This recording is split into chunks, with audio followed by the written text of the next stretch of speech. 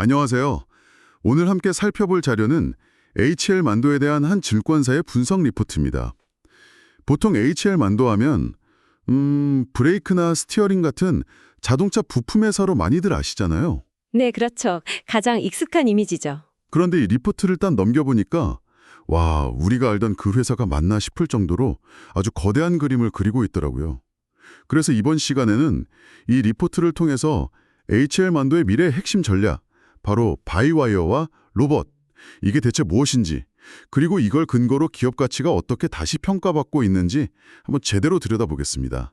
네, 이 리포트가 딱 짚어내는 게 HL만도가 더 이상 스스로를 그냥 부품사로 보지 않는다는 점이에요. 지능형 모션 솔루션 기업이라는 새로운 정체성을 선언했거든요. 이게 그냥 구호가 아니라 자동차를 넘어서 이제 로봇의 움직임까지 지배하겠다. 이런 기술적 호보가 담겨 있는 거죠. 오늘 그 선언이 어떤 구체적인 계획, 또 숫자로 뒷받침되고 있는지 집중적으로 파헤쳐 보겠습니다. 좋습니다. 지능형 모션 공급자, 홀리스틱 인텔리전트 모션 프로바이더. 와, 이 표현부터가 뭔가 심상치 않은데요. 기존의 자동차 부품 공급자라는 이름표를 아예 떼어내겠다는 선언처럼 들리네요.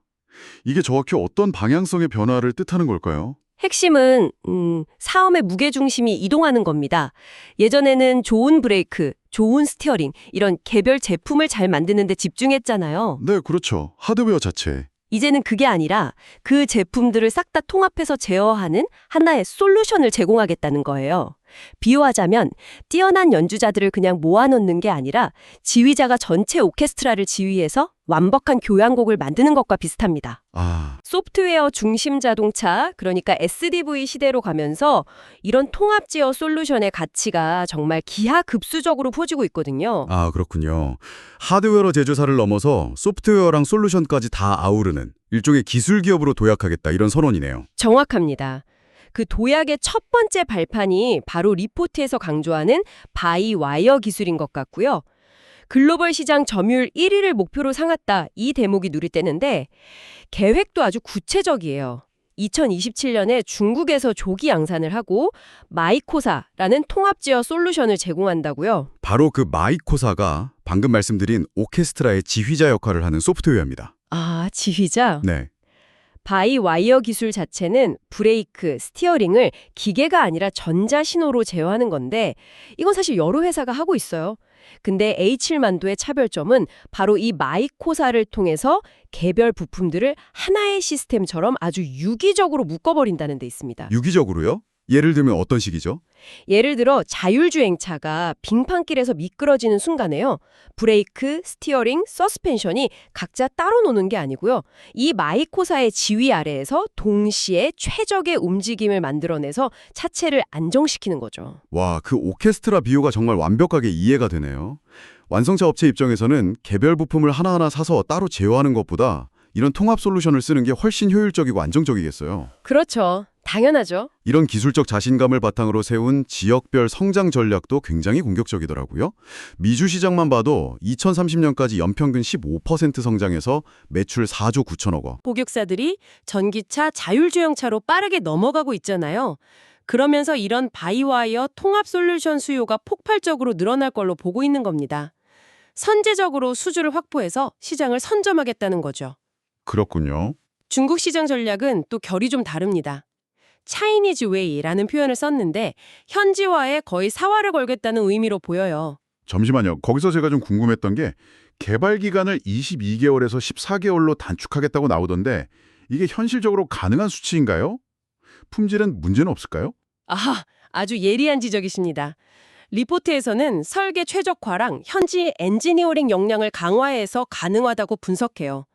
아시다시피 중국 전기차 시장은 신모델 출시 주기가 상상을 초월할 정도로 빠르거든요. 네, 정말 빠르죠. 이 속도를 못 따라가면 그냥 도태되는 겁니다.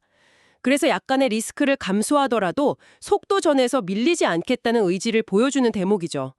품질 문제는 수십 년간 쌓아온 양산 노하우나 테스트 역량으로 충분히 커버할 수 있다는 자신감이 깔려 있는 거고요. 속도와 품질 두 마리 토끼를 다 잡겠다. 이런 거군요. 인도 시장도 보니까 2030년까지 연평균 15%, 매출 목표가 1조 9천억 원이던데요. 근데 미주랑 인도는 시장 성숙도가 완전히 다른데 어떻게 같은 성장률을 목표로 잡았는지 좀 궁금하더라고요. 네, 그것도 아주 좋은 질문입니다. 목표 성장률은 같아도 그 동력은 완전히 다릅니다. 미주가 고부가치 신기술 채택에 따른 질적 성장이라면 인도는 시장 자체가 폭발적으로 커지는 데에 따른 양적 성장에 가까워요. 아, 질과 양의 차이. 네, 특히 인도 국민차 브랜드인 마루티 수즈키로부터 대규모 수주에 성공한 게 결정적이었고요. 여기에 내년에 4공장이랑 클레모브 공장이 증축 완료되면 생산 능력 자체가 확 늘어나기 때문에 이 목표가 결코 허황된 게 아니라고 보는 겁니다. 알겠습니다. 바이와이어가 기존 자동차 사업의 체질을 바꾸는 전략이라면 이 리포트에서 정말 제 눈을 의심하게 만든 부분은 완전히 새로운 운동장을 향한 계획이었습니다. 바로 로봇 사업이죠. 그렇죠. 그 부분이 사실 이 리포트의 하이라이트라고 할 수 있습니다. 자, 여기서 이 리포트가 던지는 가장 큰 승부수가 나옵니다. 로봇 사업. 올해 관련 매출이 150억 원인데 이걸 불과 6년 뒤인 2030년까지 2조 3천억 원으로 만들겠다? 아니, 단순 계산만 해도 150배가 넘는 성장인데 이건 뭐 회사를 하나 새로 만드는 수준이잖아요. 네, 맞습니다. 이게 정말 현실적인 목표일까요? 리포트는 대체 어떤 근거로 이 숫자를 믿고 있는 겁니까? 바로 그 엄청난 숫자 때문에 시장이 주목하는 겁니다. 리포트가 제시하는 HLM만도의 자신감, 그 근거는 크게 두 가지입니다. 첫째는 안전과 품질에 대한 검증된 트랙 레코드예요. 안전과 품질이요? 네, 로봇, 특히 사람과 함께 일하는 협동 로봇이나 휴머노이드 로봇에서 가장 중요한 게 뭘까요? 절대 고장나면 안 되는 신뢰성, 즉 안전이거든요. HL만도는 수십 년간 사람 생명과 직결되는 자동차 제동, 조향 장치를 만들어 오면서 세계 최고 수준의 품질 관리 시스템과 안전 인증 노하우를 쌓아왔습니다. 이 역량을 그대로 로봇에 이식하겠다는 거죠. 품질 관리는 이해가 갑니다. 그런데 로봇 시장에 이미 기술력 있는 스타트업들이 꽤 많지 않나요? 그 회사들과 비교했을 때 HLM만도가 가진 결정적인 차별점이 뭘까요? 바로 그게 두 번째 경쟁 우위입니다. 대량 양산 역량과 글로벌 공급망. 아이디어가 좋은 스타트업이 시제품을 멋지게 만드는 것과 그 제품을 똑같은 품질로 수십만, 수백만 개씩 안정적으로 찍어내서 전 세계에 공급하는 건 완전히 다른 차원의 역량이거든요. HL만도는 이미 전 세계의 생산기지랑 공급망을 다 갖추고 있고 정밀 모터가 들어가는 전자식 조향장치 같은 걸 연간 수백만 개씩 만들어 본 경험이 있습니다. 로봇의 핵심 부품인 액추에이터, 즉 구동장치 역시 본질은 정밀 모터와 제어 기술의 집약체고요. 그러니까 전혀 새로운 사업에 맨 땅에 헤딩하는 게 아니다. 그렇죠. 자신들이 가장 잘해왔던 정밀기계의 대량 생산이라는 그 핵심 역량을 자동차라는 울타리 밖으로 확장하는 개념으로 봐야겠네요. 정확합니다. 리포트에서도 바로 그 점을 명확히 짚고 있습니다.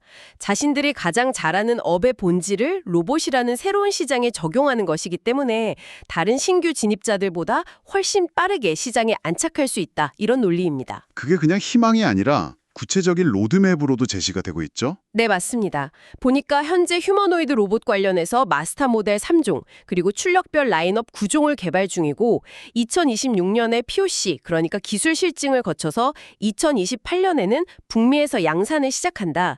이 타임라인, 업계에서 보면 빠른 편인가요? 굉장히 빠른 속도입니다. 보통 이런 신사업은 10년 단위의 장기 계획으로 제시되는 경우가 많거든요.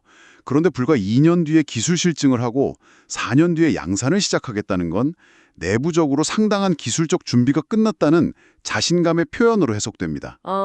리포트는 특히 대량 양산이 본격화되기 직전인 2027년에서 28년 이 시기를 로봇 사업의 성패를 가를 아주 중요한 변곡점으로 보고 있습니다. 이때 POC 결과가 좋고 실제 수주 계약 소식이 들려온다면 시장의 평가는 또 한 번 달라질 수 있겠죠. 그렇군요. 바이와이어와 로봇이라는 두 개의 강력한 성장 엔진에 대한 계획을 들어봤습니다.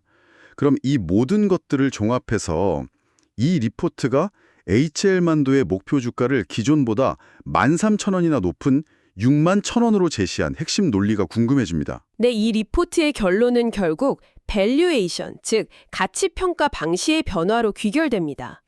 분석가들은 HL만도를 더 이상 전통적인 자동차 부품주에 적용하던 잣대로만 평가해서는 안 된다고 본 겁니다.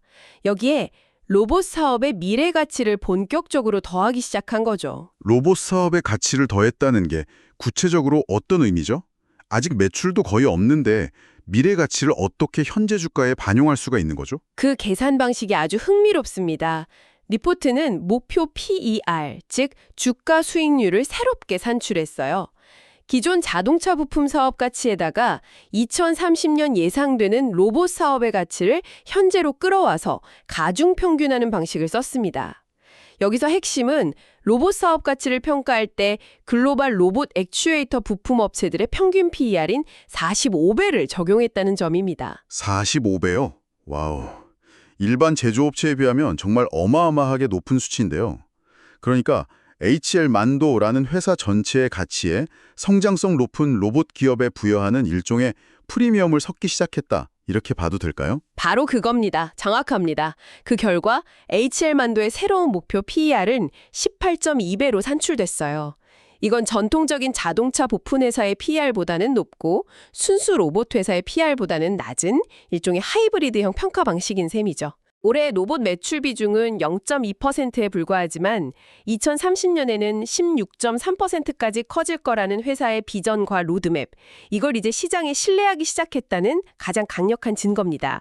이것이 목표 주가를 큰 폭으로 올린 결정적인 논리적 근거가 되는 것이고요. 막연한 기대감이 아니라 구체적인 로드맵과 양산 계획이 나왔기 때문에 밸류에이션 모델 자체를 바꿀 수 있었다는 거군요. 리포트에서도 휴머노이드 로봇 개발과 POC 계획이 예상보다 빠르게 가시화되고 있다는 점을 아주 긍정적으로 평가한 걸 보면 역시 시장은 꿈이 아니라 숫자로 증명하는 걸 좋아하는 것 같습니다. 네, 맞습니다. 기업이 제시하는 미래 비전이 구체적인 기술 로드맵, 양산 계획, 그리고 명확한 목표 매출액과 결합될 때 비로소 투자자들은 지갑을 열기 시작하죠. 이 리포트는 바로 그 지점을 정확히 포착해서 HL 만도의 가치를 재평가한 아주 좋은 사례라고 볼 수 있습니다. 자, 그럼 정리를 해보겠습니다. 오늘 살펴본 리포트는 HL 만도라는 회사가 바이와이어 기술로 자동차 부품 사업의 체질을 개선하면서 현재 경쟁력을 극대화하고요. 동시에 로봇 액추에이터라는 완전히 새로운 성장 엔진을 달고 미래로 달려나갈 준비를 하고 있다. 이걸 명확하게 보여주고 있습니다. 그렇습니다.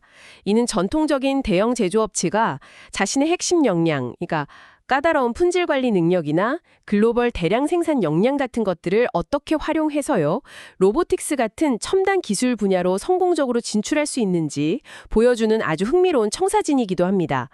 회사의 정체성 변화 선언이 구체적인 숫자와 전략으로 뒷받침될 때 시장이 얼마나 뜨겁게 반응하는지를 잘 보여준 분석이었습니다.